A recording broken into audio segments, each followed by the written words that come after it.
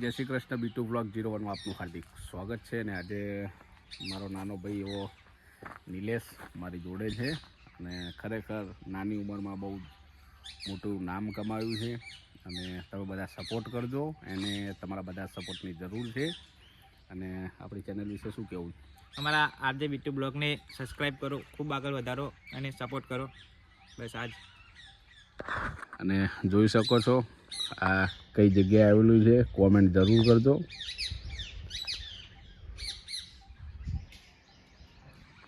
અને આવા અલગ અલગ લોકેશન હું તમને આજે બતાવવાનો છું, તો બ્લોગમાં બને રહેજો.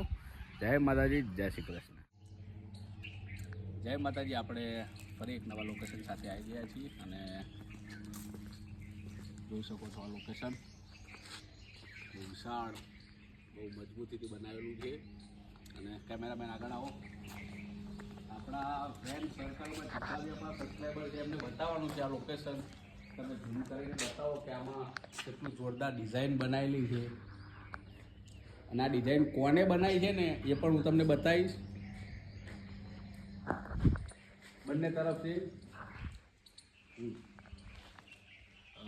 બંને તરફ તમે ડિઝાઇન જોઈ કેટલી જોરદાર બનાવી છે. અને આની અંદર એટલી ઝીણા ઝીણાથી મૂર્તિ બનાવેલી છે આ બધી. અને કેમેરામેન આગળ આવો, તમને આ નજારો બતાવું.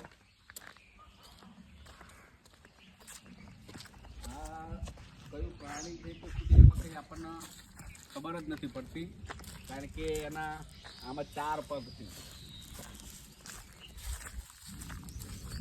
જોઈ શકો છો. હા, નાગિન છે, નાગિન. ઝૂમ કરીને બતાવો આપણા ફ્રેન્ડ સર્કલને. આ નાગિન છે. અને બીજું એક સરસ મજાનું તમને લોકેશન બતાવું. આવી જાઓ, આ જુઓ. આને શું કહેવાય એ તમે કોમેન્ટ કરજો.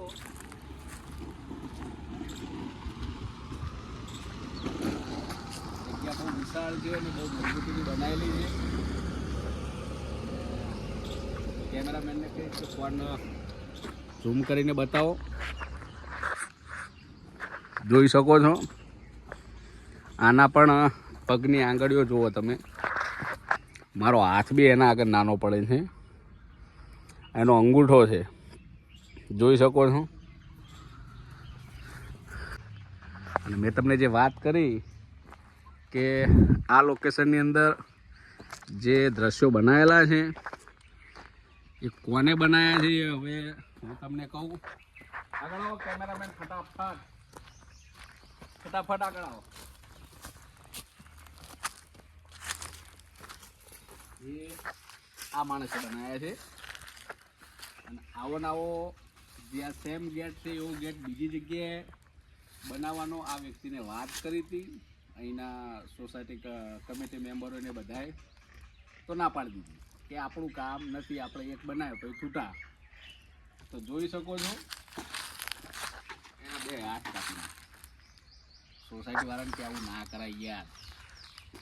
પછી એક હાથ આપવાનો. એનું નાક જુઓ, એના હોઠ જુઓ પાપડ જેવા. અને આ એક ટાઈપનું માછલી હોય ને એ રીતના એનું દ્રશ્ય બનાવેલું છે. આમાંથી અહીંથી બતાવો કેમેરામાં, આમાંથી તમે આમ બતાવો. જોયું?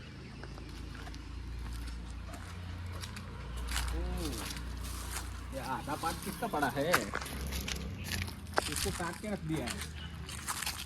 चलो कैमरा मैन आगे आओ, फटाफट आओ.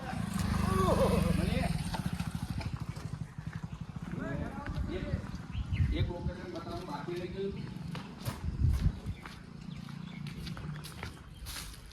આ મૂર્તિ કેટલી જોરદાર બનાવી છે, ઝૂમ કરીને બતાવો. અને કલોડિયા ગામ છે અને ત્યાં આગળ આ લોકેશન આવેલું છે. તો એકવાર અચૂકથી મુલાકાત કરજો. અને ફોટો માટે બહુ મસ્ત જગ્યા છે. આવજો બોસ, ખરેખર ખૂબ જ મજા આવશે અને ખૂબ જ આનંદ આવશે. મળીએ એક નવા લોકેશન સાથે. ચલો કેમેરામેન.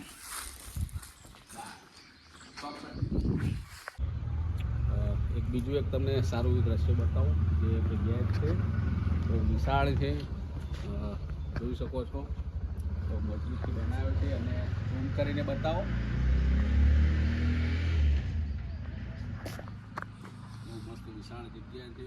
ખરેખર અહીંયા એકવાર ફોટોશૂટ માટે આવજો, બહુ જ મજા આવશે. અહીંયા આગળ આવો. આ બાજુ તો ગેટ બતાવ્યો, પેલી બાજુ બતાવી દઈએ આપણા ફ્રેન્ડ સર્કલમાં, તો એમને પણ ખબર પડે કે સારા એવા લોકેશન ગયા છીએ, તમે પહોંચી ગયા છીએ. પણ અદ્ભુત ગેટ છે અને આની અંદર ખરેખર બહુ જોવાલાયક અંદર દ્રશ્યો બનાવેલા છે. તો એકવાર અચૂકથી મુલાકાત કરજો અને આવજો. વિડીયોને વધુમાં વધુ શેર કરજો. ફાઇનલી બીજા લોકેશન ઉપર પહોંચી ગયો છું અને જોઈ લો લોકેશન. આ મૂર્તિ કેટલી મોટી બનાવેલી છે અને આનો સુંદર ગેટ છે એન્ટર થવાનો. બહુ વિશાળ જગ્યા છે અને ખરેખર બહુ જબરદસ્ત લોકેશન છે. અને બીજી એક મૂર્તિ છે એ થોડી ખંડિત થઈ ગયેલી છે એટલે નથી બતાવી શકતો, પણ આ મૂર્તિ તમે જોઈ શકો છો કેટલી મજબૂતથી બનાવી છે. એના પગ જુઓ તમે, એની પગની આંગળીઓ જોઈ શકો છો.